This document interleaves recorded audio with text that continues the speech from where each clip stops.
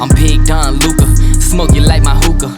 Pump fake right, then I step back in illusion. That's a boss move maneuver, billionaire entrepreneur. Mark Cuban on the viewer, put you rookies on a skewer. I stay shitting on you boys like I came up from the sewer. Used to have a lot of dollars, now I got a lot fewer. What you saying to me? I hope you save it for me. I'm about to kill the game, and I put it in my testimony. Hi, welcome to the Mainstream Mavs podcast. This is your host, Will, here with all the voice cracks. I'm joined here with my co-host, Jaren. What is up, guys? Today, we are going to be starting up our draft profiles for Taylor Hendricks, Jarace Walker, and Anthony Black. We're going to be starting our series, of course, with the draft. Only 12 days out now on June 22nd. There's obviously a lot of different things the Mavericks could do with their pick. From potentially moving back in the draft and maybe consolidating and getting some capital back, or they could even move up in the draft, albeit a very unlikely scenario, or they could just trade the pick outright, or they could just stay at 10 and keep it.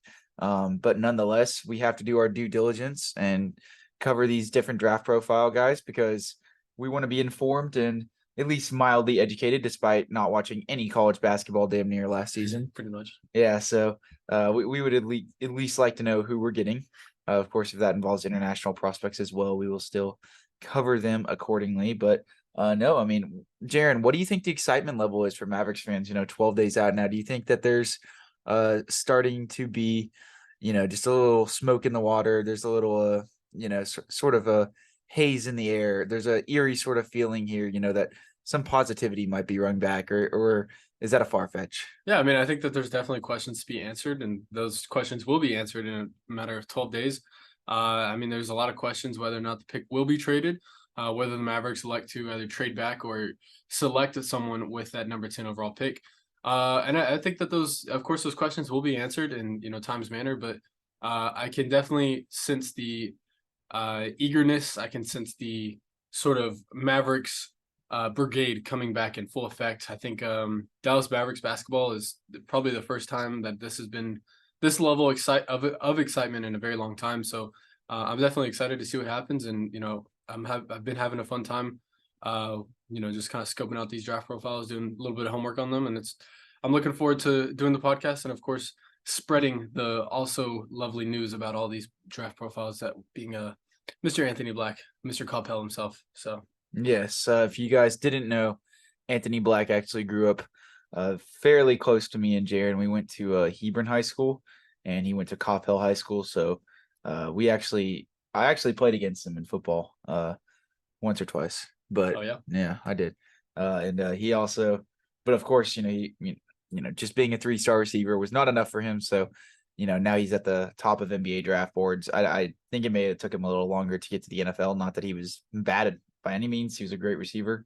But I think that he definitely chose the righteous path for himself. Absolutely. Yeah. I would agree. But nonetheless, but before we get into, Anthony Black, Taylor Hendricks, and Jarace Walker to round out our draft profiles for today, here is an ad from our sponsor, Spotify for Podcasters.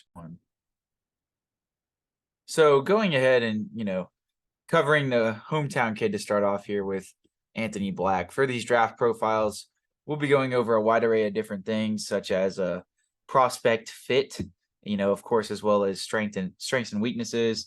And we'll be doing player comparisons as well as upside and floor potential. So, what is the ceiling? What is the floor of these players? We're also going to give like a tentative sort of mock projection where we think these guys are going to go. If, it's going to be slightly below where the Mavericks are picking, slightly above where the Mavericks are picking, or even like right at number 10. We'll just go ahead and do our own personal mocks because there's so many online.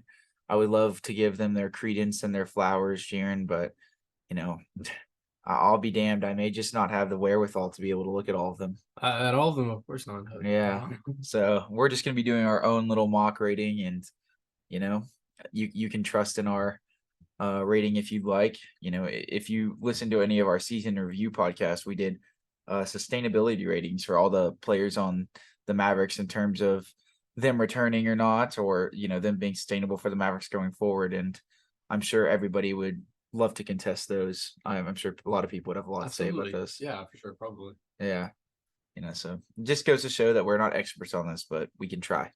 So anyways, Jaren, getting into Anthony Black, obviously the homegrown kid, went to Coppell High School, transferred to Duncanville, spent a year at Arkansas, listed at about 6'7", 200 pounds.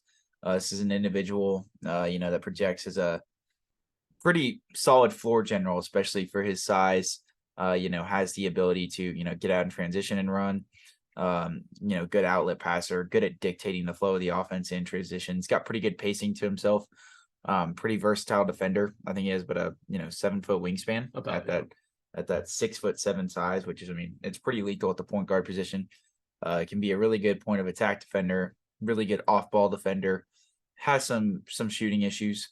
What would you probably say to sort of encapsulate his game this past year at Arkansas and just overall? Where do you think this guy is looking at in terms of a mock draft projection? Yeah, I think that he's a high IQ guy. He's a high motor type player. He does the things that necessarily aren't the most flashy things. He's got good playmaking abilities. He's got a good ability to find teammates in open spots, whether it be in the pick and roll or in a sort of kick out scenario. He did do a really good job, especially dictating that pick and roll. I think he's a really good sort of pick and roll generator. He can honestly dictate a lot of what happens. He's a really good lob thrower in that scenario, but also conversely in the defensive end, he's a really good defensive minded player, has really active hands and a really good ability to read defenses. I'm not sure the sort of numbers on this, but he did have a really effective sort of rate of steals. He had over 2 steals a game at Arkansas. Yeah, over 2 steals a game at Arkansas.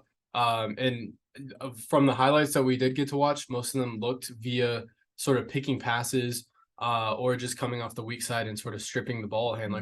Mm-hmm. I think that he did a really good job of that. And, what I mean by that is he's a high IQ guy. And as I said before, he can read the defenses really well. And I think only as a floor general, that's probably something that's going to benefit him a lot. He has good size and intangibles to even go beyond that on the defensive end. I think his one-on-one defense is also, extremely well with his size and frame, especially with that 7-foot wingspan, his ability to sort of crowd or at least make the ball handler do something that they're uncomfortable with. His ability to do that is extremely well. As you mentioned before, I think the only questions that really exist are, sort of offensively, his shooting.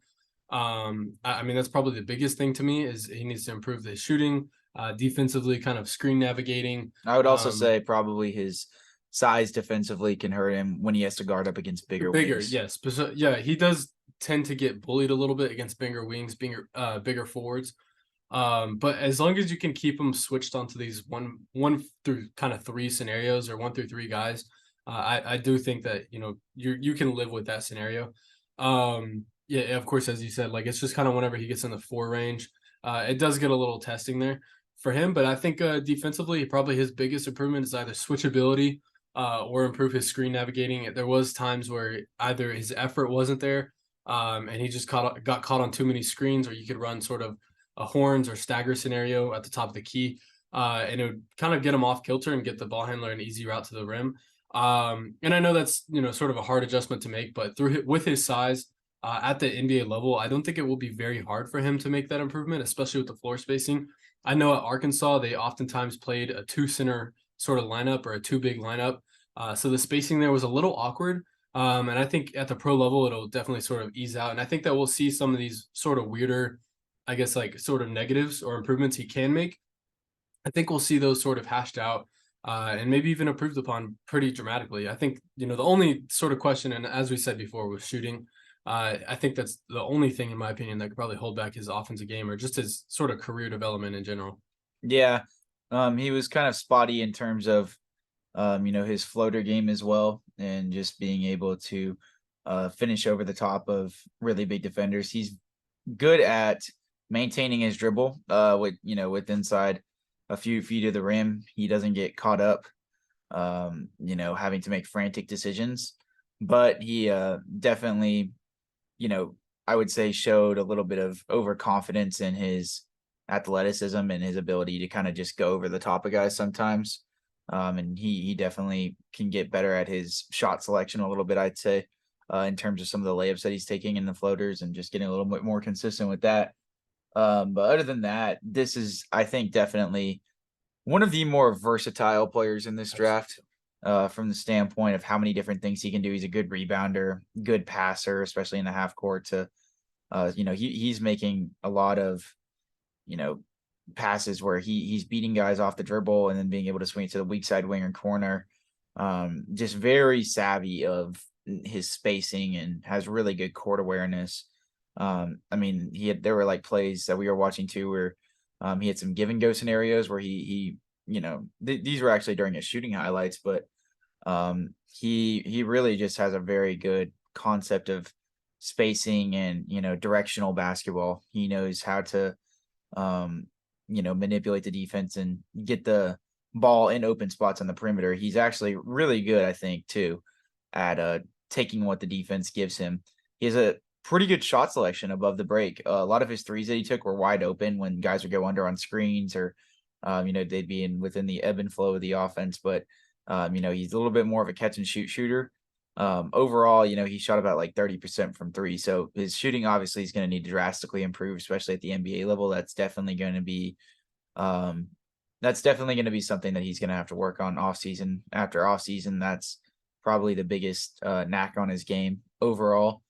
But the promise is there from the perspective that, if he is able to improve his mechanics a little bit, he starts pretty low on his shot, and it just is a sort of long kind of wind up, but it is fairly vertical in nature. And he has a decent release. So I don't know. I just think that there's a lot of promise there from a shot creation perspective, but being able to open up the mid-range game as he gets further in his career and being able to just really, hit these shots, because he does have good mechanics in terms of being able to, synchronize into a pull-up three.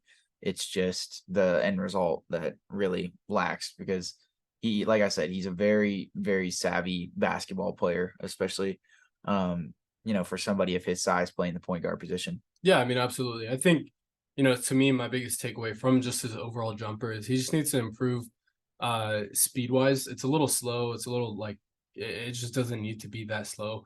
And that will help, or that will hurt his catch and release sort of thing. So I don't think that you can necessarily stick him in a corner and expect him to be a guy who's going to nail 40% of threes from the corner.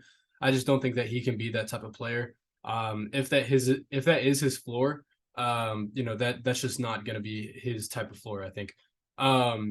I would say one of the things that sort of sticks out to me was his finishing ability. He can improve a lot from a finishing standpoint, but I still think that he was able to find a pretty good rhythm when one-on-one. It was kind of whenever he was going up against bigger defenders, is whenever his sort of shot got very, I guess, just kind of chuck it up, see what happens. But whenever he was getting into the rim with the sort of either smaller defender or level-headed defender, like that's where he's able to take his abilities and take that advantage of that scenario. Another thing that really stuck out to me was his off-ball movement. I think his IQ, as we mentioned before, with defending and his sort of playmaking, it also allows him to be a really good off-ball cutter. Whether it's backdoor or even cutting and getting sort of put back dunks, his ability to do that and get rebounds was extremely well. I believe he averaged 5 rebounds in his time in Arkansas. And only sort of his cutting and off-ball movement is kind of what frees that up. And I think that's probably, to me, one of the more underrated things that won't probably get talked about a lot. But his off-ball movement makes him really friendly, especially for guys like Luka or Kyrie. I think he would definitely be a really good benefactor off the bench. I don't think he's necessarily a day one starter if he does get drafted to the Mavericks. But I think he'd be a really good third ball handler and a guy who would definitely I think he's a day one sort of floor general. I think no matter what sort of lineup you stick him in, I think that he's probably going to be the main ball handler in whatever lineup it is on whatever team it is. I think if the Mavericks were to select him, he would obviously be a huge cog defensively. They would, offensive side, I think that they would probably delegate him as the number one point of attack defender, maybe only to Josh Green. I don't know how that would work, but I think at that point you have 2 younger guys that you're throwing at people to, be able to get pressure off of, the above the break and just in the pick and roll. And I think that could, help Reggie slide back a little bit to having to guard some wings, and, it wouldn't be as harsh on him. So if they were to select him, I could see him kind of fitting like that defensively. But to go back to his finishing, like you talked about, I would definitely reciprocate what you said about, him having trouble against bigger defenders, but he is a really good finesse finisher. He has the ability to contort the ball midair and kind of move it to, his liking to finish over smaller defenders. And I mean, he does so successfully. He's got really good, visual, spacing awareness, knowing exactly what he is and what sort of, crazy, move he's going to have to use to contort his body to get a shot off. His main thing is just, adding size because he does have a tendency to get knocked around when he gets up against some of these bigger defenders and those things. That finesse is just not as applicable when he gets knocked down so fast or he has to change his shot so drastically that it's just not able to get enough air under it or something like that. But he does show a lot of promise in all of the areas where he has weaknesses. He still shows a lot of promise, especially given his age. He's only 19, I believe. Yeah, 19. And he's still got a lot of time to add, muscle in the weight room and things of that nature to really bolster his overall and defense, offensive and defensive feeling. So, some of his biggest drawing points are just going to be improving that jump shot and, improving the playmaking and shot creation aspect of his game over time. Yeah, I mean, absolutely. I mean, to me, I think that pretty much covers everything from a player standpoint. I guess we'll kind of move into. He went pretty far in Arkansas last year. Yeah, how far did they get? I think they got to the Elite Eight, but I do know that he was hurt for some of the March tournament. I do know that. So he wasn't available for all that. I'm not sure how many games he played compared to how many games he sort of sat out or was injured in. I'm not really sure of those numbers, but I do know that he was hurt for a little bit of last season. So I think, I don't know if it was anything serious. I don't think that there's really any concern. I haven't heard any sort of noise or concern around that. So I'm not going to take too much credence into that. But Will, I guess, if he's drafted with the 10th overall pick, with this current rendition of the roster, where would you expect his role to be? I guess on the Dallas Mavericks, what would you expect him to be day one? I think that if you were to select Anthony Black, more so really than some of the other guys that are more curated to be strictly wings that we'll, talk about with the 10th pick, I think ad nauseum more than we talk about, guards and even bigs. I do think that if you bring this guy in day one, that creates an automatic sort of competition in training camp, just between Josh Green and Jaden Hardy. It's interesting because he's a guy who, he's more coveted than both of them coming into the draft. So I don't know if they would view that as having a chip on their shoulder or what. But I will say as much as that he does have certain aspects of both of their games. Yeah. He's almost kind of a sort of blend of the two, but taller, I guess. That's not a 1-for-1 comparison, of course, but my main point being just from a broader role standpoint on the Mavericks, he would definitely be competing heavily with them for minutes. I think that from one perspective or the other, I do think all three of them would still see the floor, but between Josh Green and Jaden Hardy or it's Anthony Black, one of those guys, and especially if Anthony Black were to blow up, would probably have to take a back seat from a playmaking or possibly even their role from a defensive perspective. If Anthony Black were to come in and be a little bit more surefire than we anticipated, I think that it could delegate some of those. I think Jaden Hardy is probably going to he'd probably end up being used more as a spot up shooter next year and a movement shooter, and the Mavericks experiment more with that if they were to be able to bring in another ball handler of this caliber. But I'm sure defensively the Mavericks would obviously try to use him to guard 2s and 3s or guys at the point of attack. I do think that they could play him with Luka and Kyrie. I do think that they would preferably have a bigger defender in there to cover up some of the liabilities that those guys can have just from a quickness and size disadvantage, even though they can be pretty good defenders when they're locked in, especially Kyrie. So I think the Mavericks would prefer some more size. So I do second you from the standpoint that you said that he probably wouldn't come in and start day one, but if he comes in and he's really promising, as a defender and his switch ability to be able to guard even 3s isn't as noticeable or isn't as flawed as we initially anticipated with the lack of size there and the lack of muscle that he has on that frame as of right now. I could definitely see him having the talent to be able to get elevated to the starting lineup, even if the Mavericks do keep Luka and Kyrie, but I don't think that they would just pencil him in day one. I do think it would be a competition amidst all the young guys. And between Jaden Hardy and Josh Green and him, I don't think any three of those guys would slip out of the rotation. But I do think one of those guys would probably be relegated to, one of those last guys off the bench in terms of, probably being the 8th or 9th man in the rotation if this were, if this were the pick and if this were to all pan out. If the Mavericks were somehow to get him, I think that this would be a great, pick. It would give you yet another added layer of security if Kyrie were to leave in the future, just having got, an easy top 10 talent who has a lot of promise as a ball handler and a shot creator, as well as a point of attack defender. But if that were to not happen, and even if Kyrie, stays and, he's kind of having to learn behind him, I mean, that's still a favorable scenario to you. At that point, you're just asking yourself with Jaden Hardy and, how steadfast he is in his development, you just have to question if that's going to be a crowded backcourt or not. But, I wouldn't say he fits the best out of all these guys that we're talking about here. But, if he does slide to number 10, the talent and the upside is hard to argue with. And, especially the fact that he's not just a pure point guard. He does have that upside and defensive versatility to be able to guard up a little bit. I would be intrigued if he fell that low to at least, take a look at him before, shipping the pick or doing something else with it. Yeah, absolutely. I think that, if he does end up falling to 10, and pretty much out of these next 5 guys that we'll talk about, we're having 3 today and then probably 2 tonight. Out of these next 5 guys, one of these guys probably will indeed fall to number 10. And I think that if that is him, I wouldn't be opposed to taking him. It would be a little bit of a weird fit, as you mentioned before, but I just think that he's probably too much of a generational talent to maybe pass up on. It's probably my thinking. If he does fall that way. But again, there's probably going to be a lot of other NBA teams that are going to be wanting that 10 pick, wanting Anthony Black. So depending on the package, I think the Mavericks could pull off a bigger deal. Bigger deal than what they would have given had they traded earlier in the night.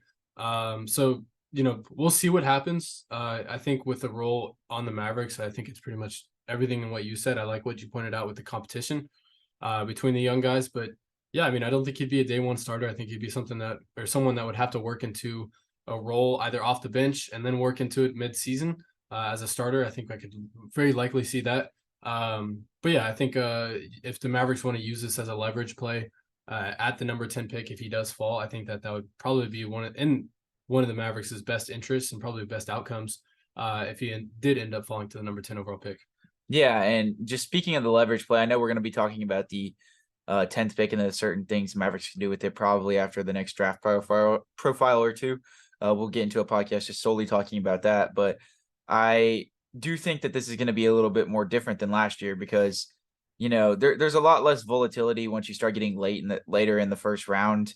And, the margins between guys that actually hit in that range compared to in the lottery is fairly drastic. So you tend to see teams be a little bit more, conservative in those later picks or, a little bit more wild, either one. But, with the Mavericks last year, or I guess I, should have said conservative in terms of when you hold a pick in the lottery, compared to in those late 20s, it's a little more like kind of just like screw it, right? Yeah. Pick whoever or you just trade it. But the Mavericks last year, obviously they traded their, pick, their number 26 pick for, that Christian Wood deal about a week ahead of the draft. When you're at 26 in the draft, you're late first round. A lot of those picks really like 20, maybe I'd say like 22, 23 down to maybe about 30 all have about the same value in terms of their tradability. So, they're a lot more kind of just easy and surefire to go ahead and ship off, and they have like relatively same value. I do think that just based on the Mavericks having the 10th pick, I don't think that they do anything before the draft unless they find a really good deal or a team just really likes somebody, because I mean, it's just in their best interest with the amount of talent in that lottery to wait it out and see what happens and then work the phones around, once the pick's coming up and they have a better idea of who's still going to be remaining on the board, so they can use that leverage play accordingly. Because, if it's Grady Dick who's remaining at 10 or, compared to like Jarace Walker, then there's obviously a little bit of a volatility in terms of what you might be able to get from another team with a package.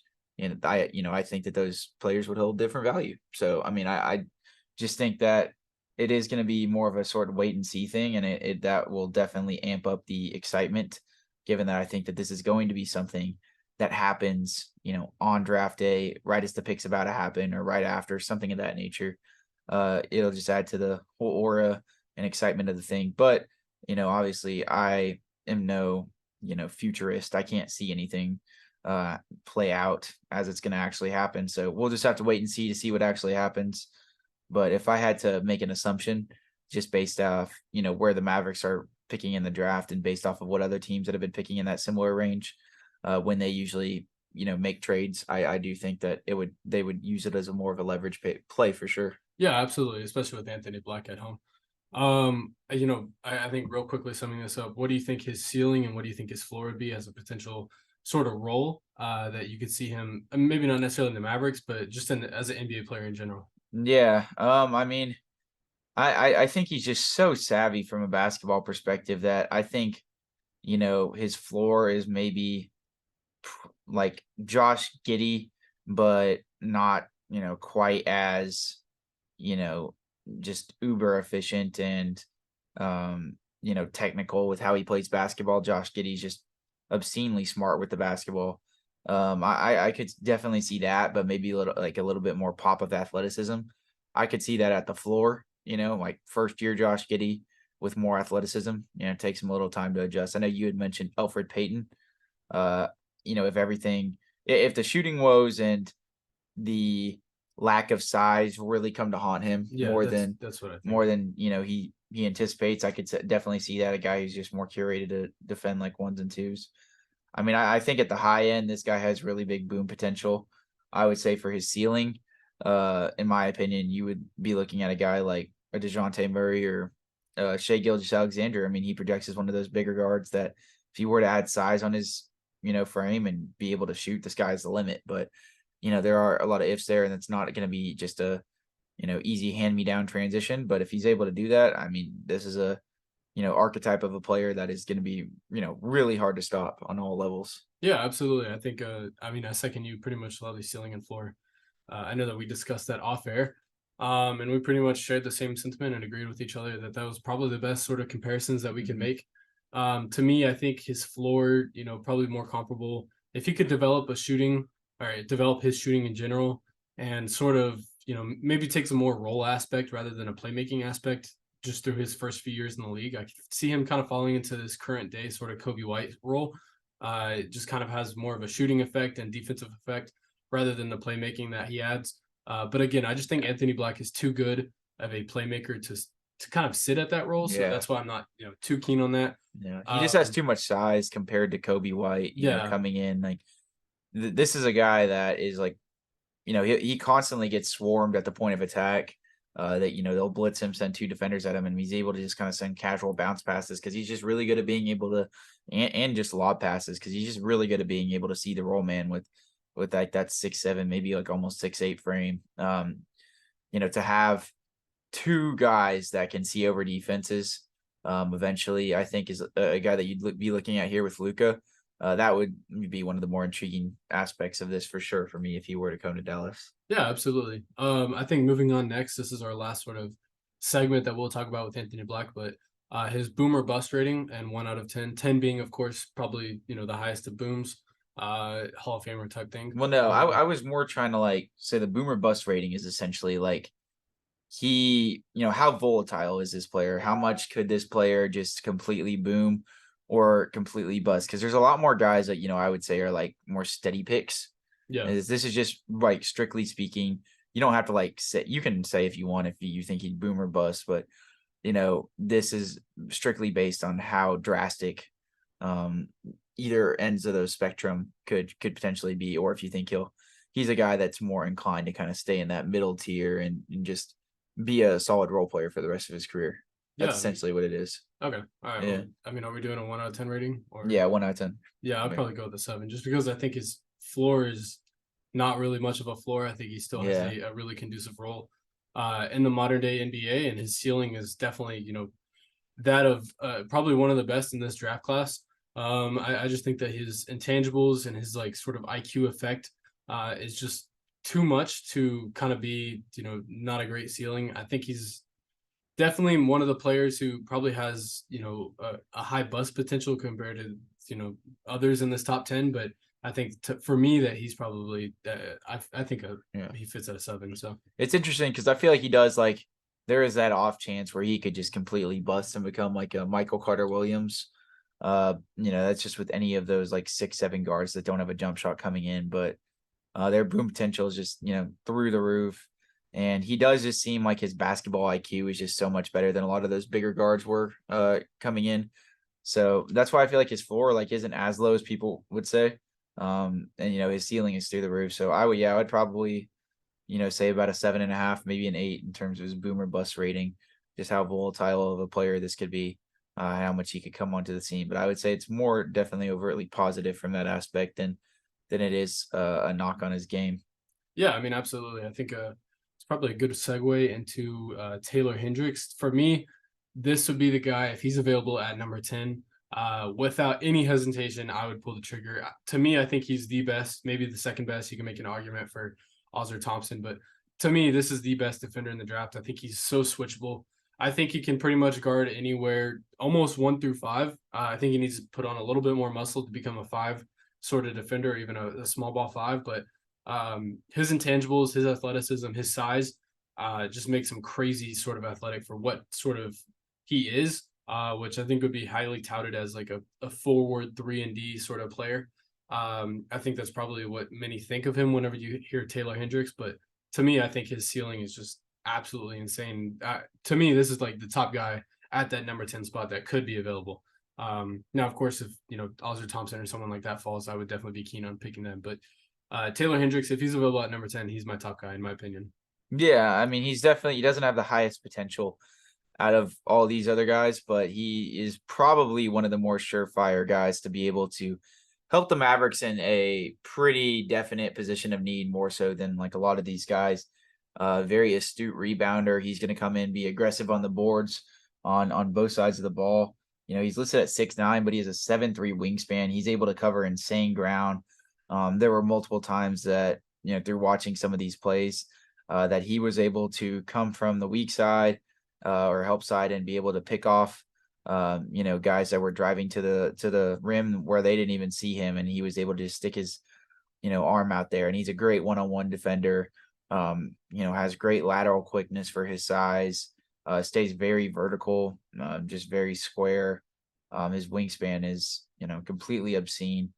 This is a, individual that can come in and, help defensively almost day one in the NBA for sure. Even if, that he may run into some difficulties with his size, as Jaren mentioned, especially, when he's playing against some of those bigger lineups that may feature bigger fours or, 2 big lineups in the NBA. I could see him struggling a little bit more. But I mean, he's got just about every attribute in the book defensively, from being able to rotate over as the low man and, be a weak side rim protector, to being, a rangy off ball defender who can cover space all over the floor in a half court setting and pick off passes and, get going the other way, and just being a really, solid, really good base that he has ingrained, in terms of his one-on-one defense as well. So, this guy has got the toolbox at his disposal in terms of what he can open up defensively. He's definitely what I would classify as like one of those splashy defensive players, a guy that you could see on all NBA defensive teams for years to come if everything were to pan out. Just he's almost like 6'10", and he moves like a wing on that end. It's really scary. He has a wide array of tools from that aspect that I just don't think that there's that many archetypes in the NBA in terms of a guy that's that tall that still plays like a wing. Offensively, he's obviously highly touted as a catch and shoot shooter. He's actually a really good rim runner as well. For a guy that, had to play some 5 at UCF, that wasn't the biggest school. And he has a little bit of a dribble drive game to him, but it's an area that he's definitely still improving, but he's really good with his up fakes. He's a really good movement shooter. coming off screens. He understands how to get open when he gets going towards the basket, when he's having to dribble above the break, make a move for himself. That's something that he's still definitely trying to hone in on, especially just tightening up his handles. He has a tendency to get a bit of a loose handle.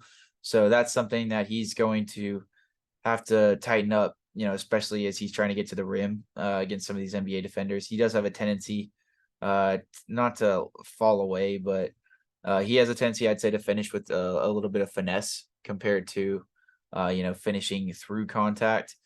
So that'll be a big drawing point for him going forward. But, in terms of being the sort of ultimate 3-and-D prospect that the Mavericks could be looking for here, a guy that is as big as he is and can still, is still as multi-positional defensively as he is. This is probably one of the more surefire picks the Mavericks could make at number 10 if he were to drop. Yeah, absolutely. I think, his sort of counter ability, whether it be rebounding, defensively, even offensively, I think it's just so sort of A+ par that like you're not going to miss with this guy. I think that he can find a role on any 30 team or any 30 teams in the NBA and pretty much thrive in that role. And more so, I think that the Mavericks would be an amazing fit for him. Just to highlight a little bit more things that he could improve upon. One of the things that kind of stuck out to me was his playmaking inside the paint or inside the post. I felt oftentimes he overlooked cutters or overlooked open shots to kind of not necessarily pass, but for a better shot, but just to either get it to a more surefire guy. I think he kind of felt either just sort of unconfident in his ability to get that pass there, or just sort of didn't really, care too much into, if it was an open shot, it just kind of lacked that ability. So I think if you could find more of a sort of consistency in finding off-ball cutters, maybe not overlooking passes, or I guess just like truly believing in his abilities to make that pass, I think he could really benefit on that side of things. Again, and to highlight some positives, he's an amazing three-point shooter, an amazing rebounder, and his size brings him this ability to pretty much look way bigger than he is. The 6'9", 210-pound frame.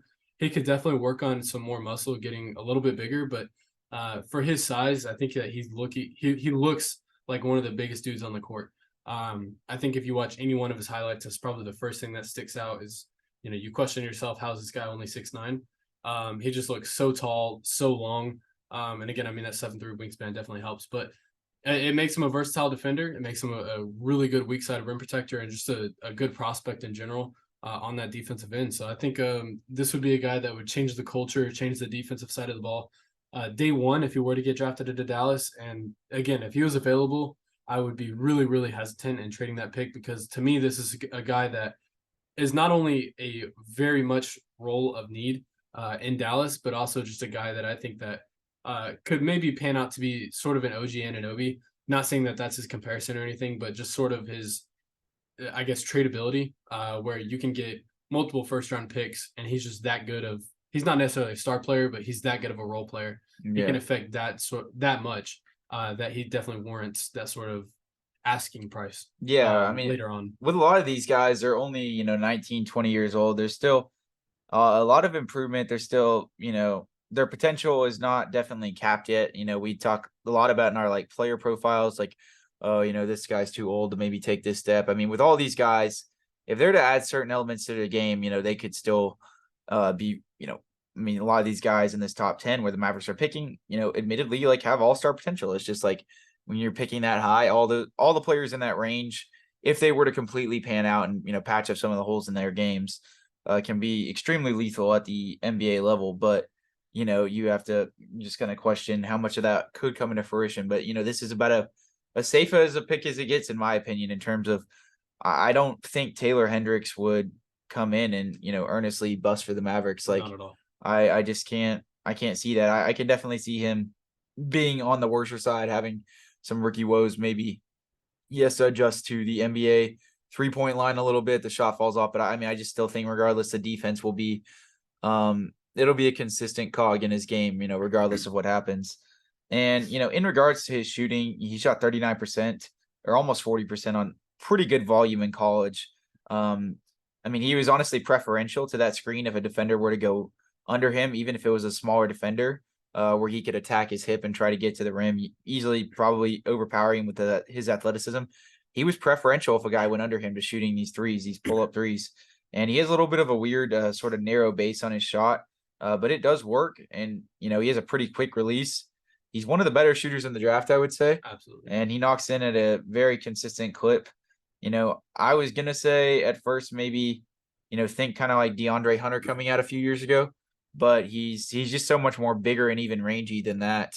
And is equally as good a shooter, maybe just not as good in terms of being able to create space in the mid range and in terms of his ability to get to the rim. But this is a guy that can definitely come and help an NBA roster day one, without a doubt. And Jaren, obviously having gone over like his positives and negatives, of course, the defensive upside, the 3-point shooting is really encapsulates, what a true 3-and-D player is in this league, especially at that size. But, he may, obviously not ever fully reach his true potential if he does experience some woes in terms of never being able to hone in on that dribble drive game or that playmaking aspect just because of his size. Where do you think his role would be if the Mavericks were to select him at 10 in the long run, if you're predicting? Yeah, I think, but personally, I think that he's a guy that would start day one. I think he's a day one starter just because of the role that he brings and the lack of that role that is in Dallas. I think his ability to kind of be multifaceted in the sense that, he can be a great weak side shot blocker and also at the same time be a great perimeter defender. I think only brings him more upside. His also shot creating, or not shot creating, but more shot making. That ability just makes him so likable for guys like Luka and Kyrie for that matter. His size, again, the offensive end makes him a really good rim runner. And I think that's only going to benefit those two if that were to become a duo. So that's why I think day one he would become a starter. Whether at that 4 or possibly even 3, he might even take over that sort of Reggie Bullock role, just in the number ranking. But, outside of that, I think that he would instantly vault himself into a starting role. And I think that he would pretty much instantly become a one of the probably top 4 sort of not playmakers, but top 4 sort of producers on that Mavericks roster. Yeah, his ability to rim run, I think, would be somewhere the Mavericks would use him too. Definitely depending on what they did with the center position. If he was like the only offseason move, then that puts a little bit more pressure, which I would hope that he wouldn't be. But that'll be interesting to see. They can just use him so multi-positionally. If they need to play him at the 5, they probably can get away with it for a few minutes against different lineups. Also if they need to, even play him at the 3 at times, they can probably get away with that just depending on how big they want to go. So he fits a lot of different molds, and I feel like he's a very adaptable player. And like Jaren said, he can play on almost any NBA roster. So it just makes him really easy to fit on any NBA team. And just given that he can fit so many different sort of roles of need for the Mavericks, even if he's not necessarily elite at any of them compared to, I wouldn't say that his rim running skills yet are like so good as that he's like he could, on a night to night basis be like a, solid 5-man rim running against NBA bigs, because he was against, he was in a weaker conference, and, just due to his sheer size, he got thrust in that position a little bit. So I would definitely have questions about that before I fully trust that, but he does have the ability to do that. He's athletic enough. And he, when he gets downhill, he can, definitely make plays with the basketball just due to his sheer size. So just improving that over time. He could be a scary sight for sure offensively going forward, but it just is going to be depending on how certain factors pan out. But I'd say his expected role would be like, a starting rookie, a guy that would probably be first or all second team rookie. First year coming in. I feel like he would just be very serviceable on all levels, and he can contribute. He's a guy who can contribute day one. With any rookie, I'm not just gonna I'm not gonna sit up here and just say that there's, no chance that he comes in and has a rookie wall at some point during the season and is completely flawless. Like, that is, irrational to expect, especially, he's not like Wembanyama or Scoot Henderson or anything like that. But this is a guy that can still could hold his own in the playoff series if he really had to at the end of the day, in my earnest opinion. No, I absolutely agree. I think more so, yeah, I mean, like I definitely agree with what you mean, or I guess with what you're saying. I mean, we kind of, I guess, discussed the ceiling and a floor then. Just the fact that, he doesn't really have a floor, in my opinion. Or not that he doesn't have a floor, but I mean, his biggest floor would be just conducive to a 3-and-D role, which I think that he would thrive in personally. And of course, that ceiling being sort of a, multifaceted kind of, adds that 3-and-D wing effect. I got a good floor comp. I got a really good floor comp. I think if he just ends up being a little bit more one-dimensional offensively, and he's never really able to expand, that toolbox in terms of his finishing, and his ability to get to the rim, I think. And I'm not trying to say this from like a few years ago, because I think this guy's a totally different player, but I think his floor would be like current day Trey Lyles. Okay. Yeah. I mean, actually, yeah, like as good as he plays, a little bit more like rebounding and defensive. Yeah. But yeah, he can add that offensive skill too. I think that was pretty good. Yeah. Yeah. And Trey Lyles has improved drastically over the last year. Like, he was playing good in the playoffs last year. So don't view that as a knock, because maybe like a year or two ago, I wouldn't have went that low. But and then, I mean, ceiling, this guy, if he's able to really improve his playmaking and shot creation toolbox, especially if he's able to ever add a mid-range pull-up or and can get more consistent with his handles. He definitely showed a little bit of a weakness going left. Yeah. Wasn't quite the Jaylen Brown mixtape, if you've seen that on Twitter. Have you seen that compilation of all going left? Just him getting like stripped constantly throughout the whole regular season. Yeah, it's pretty bad. But he definitely, struggles with his offhand. He shows some discomfort there. And just, going at bigger body guys. But if he's able to hone in on that, like, I am not hesitant to say that this could be, a Paul George type of guy that you'd see going forward in terms of how good he could get one day on both sides of the ball. He has that size, he has that potential. The only thing that I'm hesitant about is just that sort of star power that he could bring. But again, coming into the league, Paul George wasn't necessarily the most all-around sort of guy that he is now. So I think definitely, as you said, if he could improve upon or even develop the sort of things that you highlighted, I mean, I could definitely see him sort of molding his way into a multi-time all-star and, potential sort of second guy to a championship winning team. I think that he could definitely be that type of guy. Yeah, and even as athletic and long as he is, he still really hasn't untapped his athleticism, if that makes sense. He still has another sort of added layer in terms of improving his leg strength, getting a little bit of a bigger base. He's not a guy that, he had some good dunks, but I wouldn't say he was like out there catching bodies 24/7. Like, he wasn't. He has the ability to dunk over the top of guys consistently. If he's able to get a better base, get better at jumping off of 2 feet.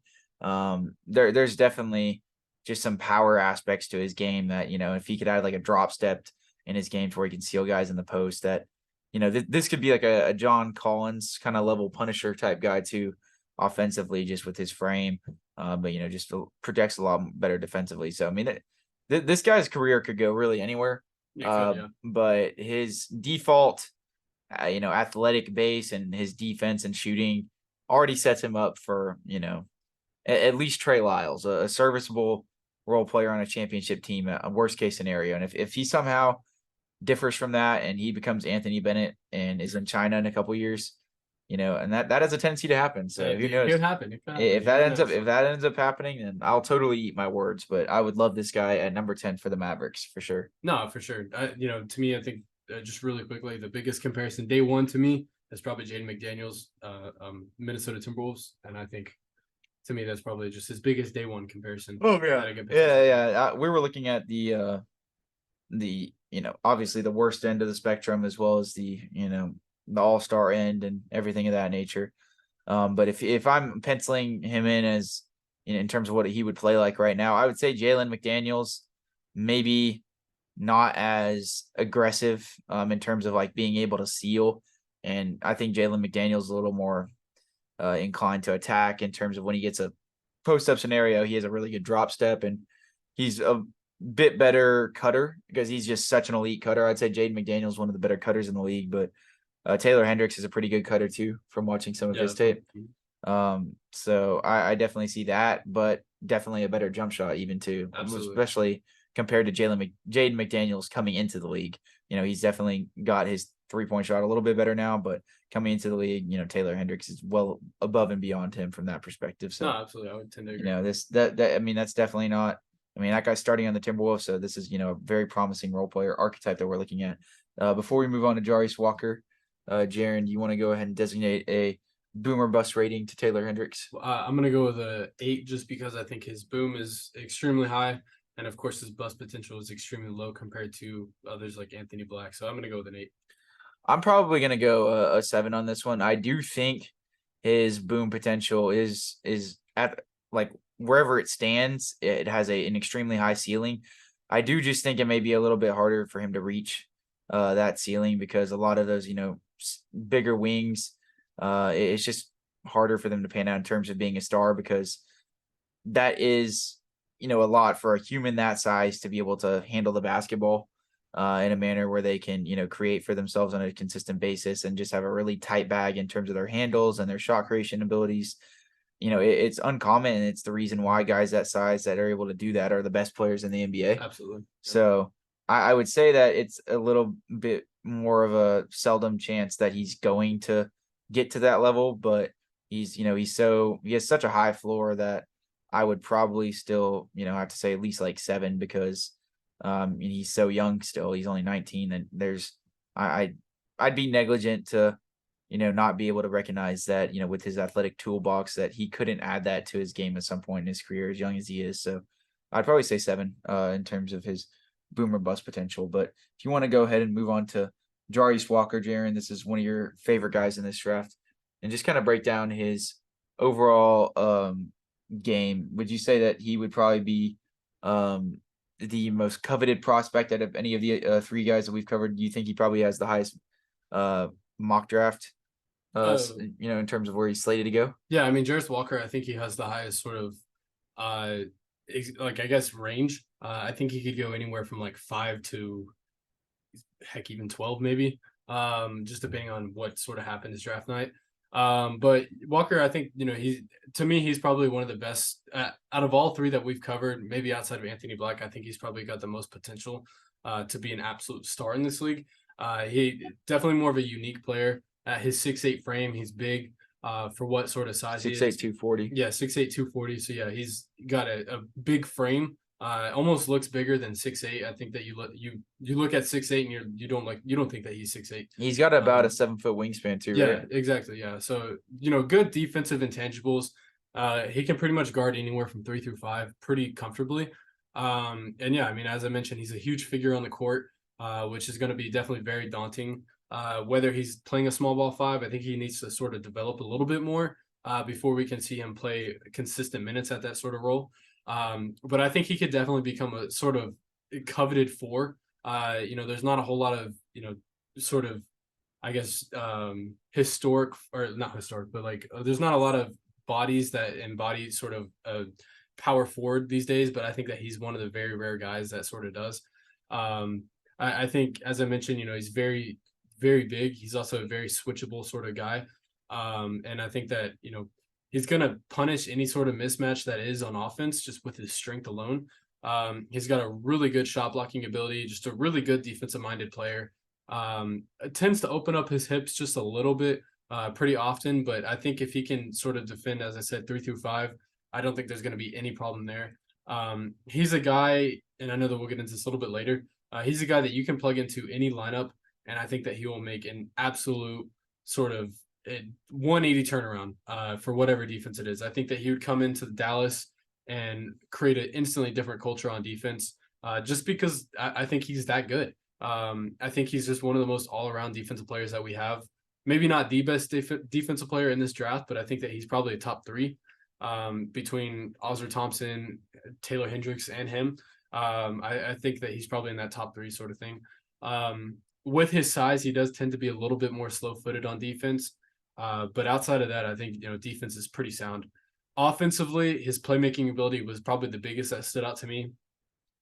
He did pretty much he gives me almost Domantas Sabonis type playmaking abilities if he does develop into anything, where in the sense that he could almost run a point guard type, maybe not point guard, but you can run plays through his playmaking abilities. I think that his ability to find an open guy whether it be in the opposite dunker spot or even finding a cutter, is just second to none for a guy his size. And yeah, I mean, I think that his playmaking, of course, as I mentioned, was a really big sort of spotlight that I saw, and his finishing. I think his finishing, it was a little sort of spotty at times. I think that he sort of shies away from contact, but I think he's got really good touch. He's got a pretty decent shot for what his sort of size is. I think if he were on the Mavericks, his absolute sort of floor would be like a Maxi Kleber type role. Good defensive player and doesn't really have much of an offensive bag outside of 3-point shooting, or isn't used for much outside of 3-point shooting.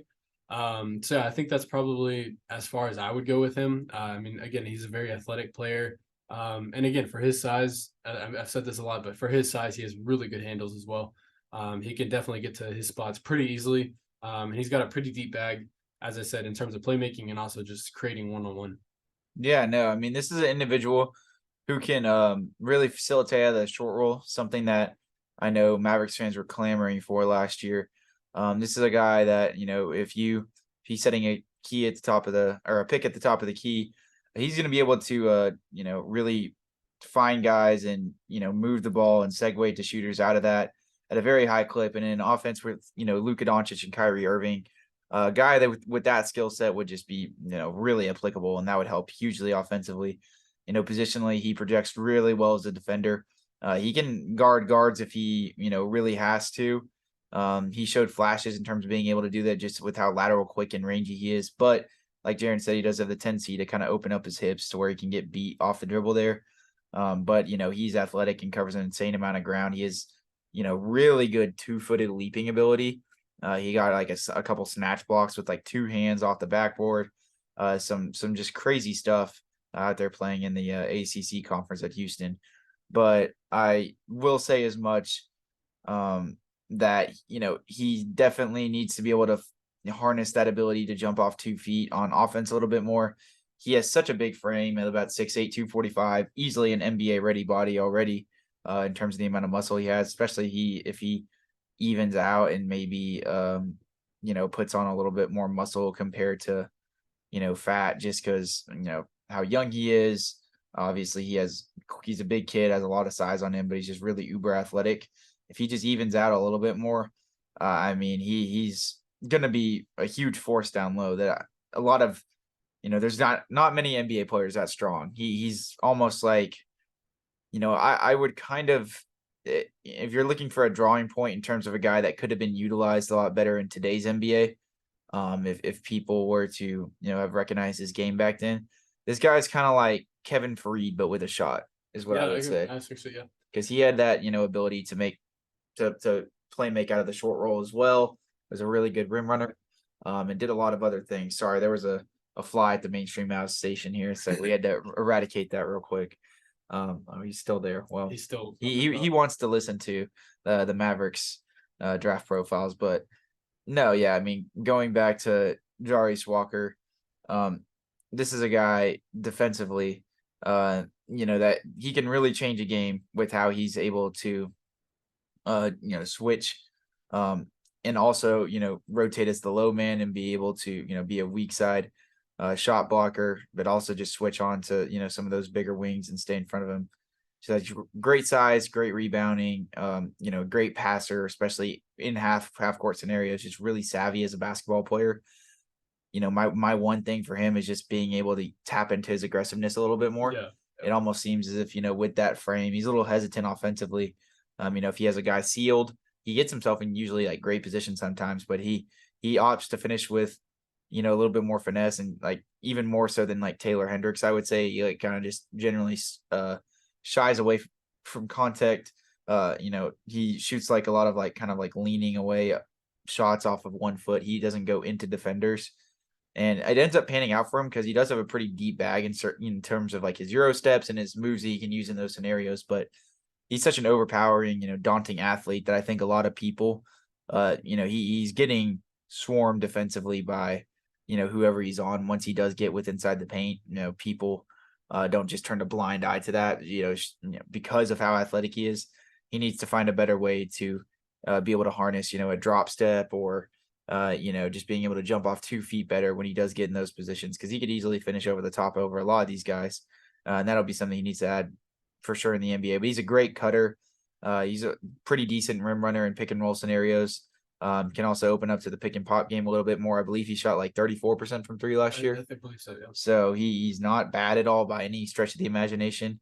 I would not even label him like a negative shooter, but extending to the NBA range will be a little bit of a challenge. I wouldn't expect him to come in and absolutely light it up from three day one, but he can definitely be an elite shooter at a certain stage in his career. He doesn't have a bad shot. He has pretty good mechanics. So once things start to develop them for him throughout the course of his career, this is a guy that could be almost like a bigger Draymond Green-esque type of player. I don't know how much his facilitating skills are going to be able to translate in his ability to run in transition and facilitate as well in the short roll. I don't know if that's going to be, as comparable to Draymond, just because he's a guy who's perpetually averaged like 8 assists throughout his career. Yeah. But he's a guy given the right offense. He has there's an off chance that he could reach that potential offensively, but a far more extensive offensive toolbox. And I think he still needs to patch some stuff up on defense in terms of taming some of his aggression. He did have a tendency to get a little I wouldn't he's light on his feet for how big he is. Probably, yeah. For how big he is, but just due to his size, there were a few times, especially against smaller guards, where he got a little heavy footed. And if he can just I think be a little bit more savvy. I think there were even some times that you said that he kind of like rejected switches. He is definitely kind of like a chase defender.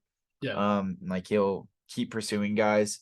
Houston didn't have, from what I watched on tape at least, it didn't seem like they were switching as much compared to like UCF.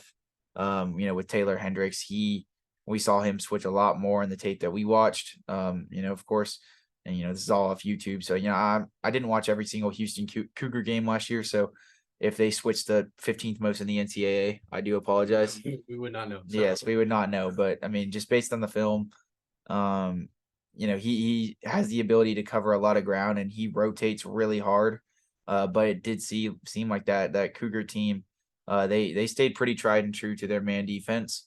So that puts him in a position to, maybe have to improve his defensive IQ a little bit. But I think overall he's still very savvy. He has a really good feel for staying in front of guys and keeping the ball ahead of him. Gets a lot of steals just by poking it loose, especially against guys trying to dribble around him at his size. So he just projects as a really rangy, insanely athletic player. Defensively, if he can get a little bit, maybe lighter on his feet, maybe tone up a little bit in terms of his body, this could be one of the best defenders in the NBA going forward. His potential is through the roof. He's I mentioned this as well, but he's a good cutter. Kind of goes in tandem with the rim protect. I mean, not the rim protection. It kind of goes in tandem with the rim running. But there's certain things throughout his game that if he were to hit in terms of his offensive creation, if that were to become something more than just him being in the short roll, this is a guy that could have superstar potential. But I do think he has a little bit more of a grounded floor than a couple of the other guys. But he also is just a different type of player compared to anyone else that we've kind of covered so far. Yeah, absolutely. I think one other thing that I wanted to really highlight on sort of defensive positives was his sort of blitzing ability. I think that he was an amazing hedger in sort of the high screen pick and roll scenarios. Mm-hmm. He got oftentimes a lot of steals, and that just sort of blitzing around the corner, blitzing that screen heavy, and that ball handler just really had no idea what was happening at the time. Oftentimes, any of the steals that we did see on the highlight reel was often due to that sort of blitzing scenario. So I think that that's definitely something that he could definitely continue on and add a little bit more at the pro level. But I think the potential is there, and I think from what we've seen, just from that ability alone, makes him a really good defender switchability wise. Because oftentimes, again, I mean, he's just so aggressive that it might come to haunt him a little later down, against some of the more finesse kind of players, more of the superstar kind of players, because he does use his aggressiveness a little bit too much, kind of Josh Green. Yeah, young Josh Green, that's what I was about to say. Or even still modern day Josh Green, but I think that he could definitely work on that a little bit. But Because some of the steals that he was getting where he was coming weak side and, picking apart some of these ball handlers, I think in the NBA, guys would be a little more quick to call out if a guy was rotating over, as well as, I think some of the guys that were in a triple threat position in those scenarios would just be a little bit more savvy and aware of what's happening on the court. Because a lot of those college guys, it just seemed as if he almost caught him off guard with how big he was. I don't know if he may have to tone down some of the gambles he takes at the NBA levels. His size and range is obscene, but he may not be, he may not get away with being less disciplined day one in the NBA as he was in college for sure. Absolutely. Yeah. Absolutely. I forget what the next thing, but is it comparison? Roll. It was roll. Oh, okay. No, yeah. What do you think day one, if he did get drafted, of course, with that 10th overall pick, where do you think he would sort of fit? I mean, because like I said, this is another guy that's at a position of need, with the Mavericks. I still would probably covet Hendricks as a little bit more of a day one fit and Jarace Walker because of the variables in terms of, his whole, ability to perform in the short roll, play a little bit small ball 5. He's just a little more spotty in terms of where the ways you can use him. But, if he hits, he could easily be better than Hendricks. I would definitely say he'll probably start just because of his defensive versatility day one. Unless, there's some scenario where Jason Kidd's trying to bring him up to speed. We don't know what exactly could happen, Jaren, because it's Jason Kidd that we're dealing with here. We're just saying what we would do. Oh, absolutely. We're prefacing that this is like what we would do. The Mavericks coaching staff has a mind of their own. They're the one actually running training camp. So we can't say what's actually going to happen. Like, I'm not saying any rookie that comes in with the 10th pick is just surefire to start. Would you say? No, absolutely not. I think obviously the first or second pick is one thing, but I wouldn't say that any of these guys are, completely surefire to start because of namesake. But Jarace Walker, I mean, he could come in. I think, the Mavericks, he does have the ability to play next to a 5. Yeah. Just depending on who it is. But you can also tap in him as a small ball 5, but I think that would take a little bit of experimenting. I think if the Mavericks got a serviceable guy, especially, just because Jarace Walker's jump shot hasn't really came into full effect yet. I think if the Mavericks did have another stretch 5, they'd be comfortable playing him at the 4 right next to him as a guy who can rotate over as a low man. Also if they did get a 5, especially a rim protector, I think that they would use him a little bit more as like kind of a true 4, but which in today's NBA, I would say there are some true 4s, but they are, I think that they're kind of dictated by their ability to guard, heavier footed wings, and, be able to, defend the low post, but also rotate out over to the perimeter a little bit better than a 5, at least defensively. And then I think he can give you some rim running elements offensively, be a good cutter. He can probe in the dunker spot, but he's also going to be a guy that, if you need to run a pick and pop, he'll be steady there. But I do think coming into the NBA, especially some of his offensive abilities out of the short roll, if he doesn't have a clear path to the rim, just understanding driving angles, things like that, that may be a tough adjustment for him day one, coming in. Just, I can see him getting punished by opposing rim protectors at times, just trying to do too much, having a little bit more, too much finesse when he gets the ball. But his passing out of the short roll, especially if the Mavericks get some good cutters, and, as much as like Kyrie and like Josh Green, stuff like that cut, he could definitely find some guys. He'd be really serviceable. Another guy that I think would be all first, rookie team or all second rookie team. It's really weird to, label him and try to find his exact niche as he comes into the NBA. I could see him being a little bit more on the 3-and-D side. I could also see him being a little bit more on the small ball 5 side. But because of his aggression and, he seems like a pretty uber competitive guy in terms of his personality and, his inclination to try and improve. Because of those factors, I just think that he'll end up fitting a mold somewhere, regardless of where it is. But, I think that the hopeful scenario is that he comes in and, he gives you, a little bit of that sprinkle effect in terms of being able to, stoop down low if he needs to, as the Mavericks, sole big man on the floor. But he can also, spread out, guard wings, one-on-one, and, just be a guy that has to, spot up and shoot in the corner or, primarily be like a backdoor cutter or, having dive cuts. from the wings, like 45 cuts, things like that. He's still going to be a guy that, is just moving around the perimeter as well as cutting to the basket if he's not delegated to having to play a big. But I mean, maybe one thing that you would hope that he could harness also a little bit better with that frame is his rebounding. He's a pretty big guy. And he could, even against NBA defenses, he can use his size against a lot of centers to be able to grab some tough boards. So that's something. I think he only averaged like 7 rebounds a game or so. Only 7. I mean, only 7, but I mean, I wouldn't. No, it's not a bad number, but I mean, he was like, far and ahead. How am I forgetting what team he was on? Houston. Yeah, he was like far and ahead, like the most like aggressive, biggest player on Houston, that Cougars roster. So and he did play a pretty large chunk of minutes. So I'm only saying that just because like I do think a guy like Taylor Hendricks in that range is going to give you a little bit more pop rebounding wise compared to him. But overall though, I still think, just like Hendricks, he'd be in the starting lineup, have all rookie team potential. Yeah, absolutely. I think moving on from there, like, ceiling and floor, I mean, heck, we kind of already covered it, but what kind of role or what kind of ceiling do you think that this guy can produce? I mean, ceiling, if everything were to hit, and this is a big if, but I definitely think there's more of an off chance of this happening. But I mean, he could be Draymond Green with a jump shot with, some pseudo offensive creation abilities. And I mean, that's a scary player to look at. That's, definitely a huge contributing role player, definitely probably an all-star. Yeah. He's bigger than Draymond. He can cover more ground, has much more insane leaping ability. He may not be able to get off away with some of, the recovery blocks and some of the, weak side rotations that he was able to pull off in college in terms of NBA, guys being able to finish over some of that.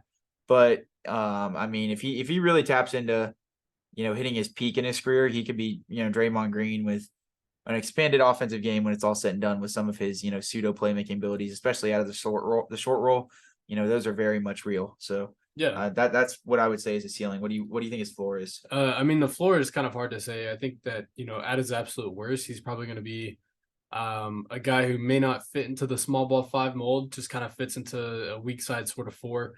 Not necessarily like a Paul Millsap, but an older Paul Millsap in the sense that he's just sort of limited in what he can do. But again, I mean, I think that there really isn't a very low floor for him. I mean, I just think he projects as such a good athlete that his floor is kind of hard. I would say maybe honestly, like for a floor, if his jump shot does not translate to the NBA level, because I mean we do have to take into account he was shooting 34% from the college 3, not even the NBA. If he does experience more woes from that perspective, I think Kenneth Faried honestly is like a pretty good floor for where he could end up being. Just a really aggressive player, but maybe his over aggression on defense against smaller players, as well as his lack of a true offensive bag at the NBA level, could be something to hurt him. That it just all depends on how real his offensive game is. Absolutely. His defense, I think, is going to be, one way or another. If he ends up being more curated to guard wings or bigs, I think it'll end up being solid just based on how good of an, sound big athlete he is. Yeah, absolutely. I would definitely agree with that. Boom or bust potential or rating, I guess, 1 out of 10. I'm going to go ahead and say 9 on this one. I just think that there is a little bit more bust potential than with Taylor Hendricks and Anthony Black. I just think they're a little bit more surefire. But conversely, I do think that, the boom archetype of this player would be a player that we've never really seen before in NBA history. Or, we've only seen not like shades of, but we've only seen, certain tidbits from different players that kind of culminate into one, talking about Jarace Walker here. We can kind of, look at, a few different players and say, okay, this is what he is. So, I mean, that would be a really scary player. Could be a guy that if everything were to pan out for him, I could see averaging like 20, 10, and 2 and 2, like in terms of blocks and steals. I mean, this could be a very scary prototype, a guy that also gets like 5 assists a game, a guy that we've never, really seen a guy in the modern NBA be able to produce like that without needing the ball in his hands to that much of an extent. I feel like he's one of the few guys that could really do that, but it, would depend on a variety of factors in terms of all those offensive things that he needs to develop upon hitting, like we kind of talked about. Yeah, absolutely. I think I'd go a little bit lower than you. I'll probably go with an 8. and again, I share the same resentment, or not resentment. I share the same sentiment or the same feeling as you. Just his ability, I don't really think that there's much of a floor or bust potential. If there is, I still think that this is a pretty good role for him in the NBA, and that's his bust. And then again, his boom, as you said, is kind of a prototype that we've never seen before. I would probably go with the dominant Draymond Green. Just playmaking and even offensively scoring wise, I think probably just a player that we've never seen before. And yeah, I mean, I'm definitely really intrigued with him. If he was available at 10, I would definitely be extremely hesitant to trade that number 10 pick because again, I think that this is just a generational type guy. And no matter what you draft, I think that he's probably going to hit. In my opinion. So I would say Jarace Walker, he fits the mold of what the Mavericks need the most. Not from the perspective that I think Hendricks is a little more steady in terms of being able to, be a little bit more role defined. I think with Walker, you're looking at a guy who, can do a little bit of both in terms of, being able to be a really serviceable NBA ready weak side shot blocker, just depending on the scenario. As well as a guy who can, comfortably guard wings. I mean, there's just a lot of extensions this guy can, really get into with his game. I apologize about my dog, guys. She's getting real riled up. Somebody got home. So, anyways, though, that about wraps it up. Obviously, Georgie is having her own little fanfare here at the end of the podcast. So we're going to go ahead and let her out. She's making a little bit of a scene. She got really excited talking about Jarace Walker. There she goes. All right. Yeah, I apologize about that, guys. If you guys have been longtime mainstream Mavs listeners, you know that Georgie likes to come up in the background of every podcast, but rarely does she ever actually cause a scene. So this is a rare happenstance here to celebrate the ending of our draft profile today. Absolutely. And shout out to Georgie. So yeah, shout out to Georgie. Luckily, it came at the end of the podcast. I think me and Jaren had that just popped up in the middle of nowhere would probably try to end it. But, when we get to this stage in the podcast, just got to roll right through it. It becomes kind of counterintuitive to try to come all the way and try to edit this far. And it just kind of sucks too much more than we can just get a measly little cover up for our good viewers out there as they have to listen to a dog growl and they can't hear us at all. So, I do think that we are definitely some of the, I'd say that we, have the most fan curated content in the Mavs podcast industry. Absolutely. We really just produce the most quality content out here. Have a great background. Family content. Yes. Yes. You can see our great background here, but we are working on improving that. I don't know if we really mentioned to the listeners, but me and Jaren may have a opportunity to get a specific podcast room in sometime in the near future that we would be able to record to more often than not together. So that ends up happening. We will let you guys know. It's something that we are planning on one day. So that'd be really exciting if we could actually get a better setup. Jaren, obviously, if you guys ever see at his house, he has a far better one than I do. I do have a room full of Maverick stuff. I just don't have space in my room to really record. So I do apologize about that, guys. But nonetheless, Jaren, do you have any other thoughts to sort of wrap up these draft profiles that we've covered here today? No, I mean, I think that we're probably going to continue with these. I would list this as more sort of stretch guys that are necessarily going to be guaranteed. Oh, one thing we didn't say was because we did this for Anthony Black, or we said we saw him projecting somewhere above 10, and I think you said Jarace Walker, but I don't know if we did Taylor Hendricks. Jarace Walker, Jaren said you'd probably see him going anywhere from 5 to 12. He does have a lot of volatility in that range. I would agree. Just kind of if teams are going strictly, for fit within those picks, and they're less inclined to take a chance on a guy that is a little more multi-positional. I do think Jarace Walker could fall, but he could also get picked right off the bat because of that boom potential like we talked about. Anthony Black, I do think is probably more surefire to stay within the 5 to 7 range. Would you say? Absolutely. Agree with that? Yeah. I think that he, out of any of these guys, has the least amount of chance of falling to the Mavericks. I would agree. Yeah. Out of all the three, that Yeah. And then Taylor Hendricks, I think, is getting picked kind of right before 8 or 9. I would go 6 to 12. Really? Well, just because I could see a team taking a stretch on him, but yeah, I just heard some teams have been really keen. Charlotte's picking right before us, right? No, it's Utah. Oh, Utah? Okay. No, I've heard some teams, just in that 7 to 9 range, just like what I've seen on Twitter and stuff, have been pretty, keen in terms of potentially moving up to try and take him. Do you know where Charlotte's penciled in to take? I know they're like around our pick. Well, I know that they have the second overall pick. I thought they had one more. I may be tripping. I may be completely tripping. They might have another pick. I'm not sure actually, but maybe like a 8 or 7. Let me see. We gotta look at this draft. We gotta look at this draft. I may have just completely sold the bag here. There is no lottery. We like that. Here Oh, it there is. it is. All right. Oh, Indiana. Oh, Indiana. That was the team in Washington.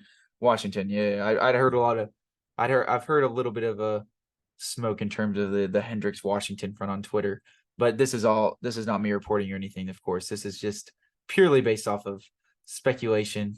Probably Bleacher Report and SB Nation articles. So absolutely, yeah. So the best content here at the Mainstream Mavs podcast, without a doubt.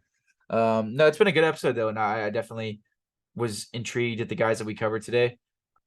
Given the right trade, I don't think any of these 3 guys are so, surefire that I just wouldn't be able to, wouldn't be willing to trade them whatsoever if they're, slotted to go 10 and the right trade comes along for the Mavericks. If it's really a bang, A+ trade, go for it. But, specifically in Hendricks and Walker's case, just because of how much the Mavericks need players like that, if they're there, they're definitely some of the more guys out of all these draft profiles that we're going to do that I'd be like probably the most keen to in terms of keeping the pick. What about you, Jaren? Yeah, absolutely. I think, if any one of these 3 guys were available at 10, I would for sure be hesitant in trading that pick. Unless it was a surefire trade. Yeah, this was surefire. There are some trades, that I wouldn't pass up on if, the Mavericks, of course, are adding a 3rd star or something like that. But, in terms of those bang trades, these guys are pretty legitimate picks in my opinion. But anyways, it's been a really fun episode. Tash out our first rendition of draft profiles. We'll have another one coming out tonight where we're going to actually release all this junk that we made over the last few days. We haven't had a chance to release all of it at one time because we've just been hashing out content, but it's the kind of grind we've been on. We've got a lot of stuff edited though, so everything will essentially be coming out tonight. If you haven't already listened to things on Apple Podcast or Spotify, but we just haven't really promoted anything, but you can still listen to the episodes. They're still coming out and stuff. But tonight we'll be rounding out some more draft profiles. Definitely not finished up yet, but we'll be continuing with Grady Dick as well as Azur Thompson from the OTE team. So it'll be a fun way to get back at it. It'll be a little shorter than this one, but these were some of the guys I was most excited to talk about. So yeah, this one was definitely an exciting one, especially Anthony Black. A homegrown kid. It'd be really cool just from the optics perspective if the Mavericks were to get him. So we'll see what the Mavericks do. Draft is just about 11 2 weeks. Yeah, 11 and a half days away. And these we're going to continue to churn out these profiles and talk more about what the Mavericks can do with the 10th pick, because that is the way to improving this offseason. Absolutely. That is what we're about. That's the Mainstream Mavs podcast. So we appreciate you guys for listening. You can catch us on Twitter at mainstream just 214 mainstream 214 on Twitter. Make sure to follow us on Apple Podcasts or Spotify or wherever you get your podcast. We are available on almost any podcast listening platform. Just make sure to follow or subscribe and give us a 5-star rating and review if you do feel so inclined. We would really appreciate that if you guys are listening.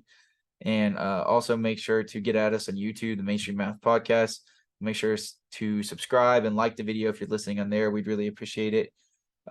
Comments down below, out of all the guys we talked about, which one do you think is going to slide the furthest down the draft out of all 3 of them? But barring that, if you guys subscribe there, you got all our socials. We are on TikTok now. Jaren runs the TikTok. Mainstream Mavs podcast on TikTok, or Mainstream Mavs. You can find it pretty easily. Just search it up. It's a video of my dog spinning around with a Kyrie Irving shirt or something like that. I can't even remember what. Oh, it was the flat Earth picture. Taped to her. So we did that when Kyrie came to the Mavs. We tend to get a little bit ceremonial over here for the podcast. So, we're going to continue to produce this grade A quality content with dogs barking in the background for you guys on more draft profiles. So we will go ahead and catch you in the next one. This has been Will with the Mainstream Mavs podcast, and I'm signing out.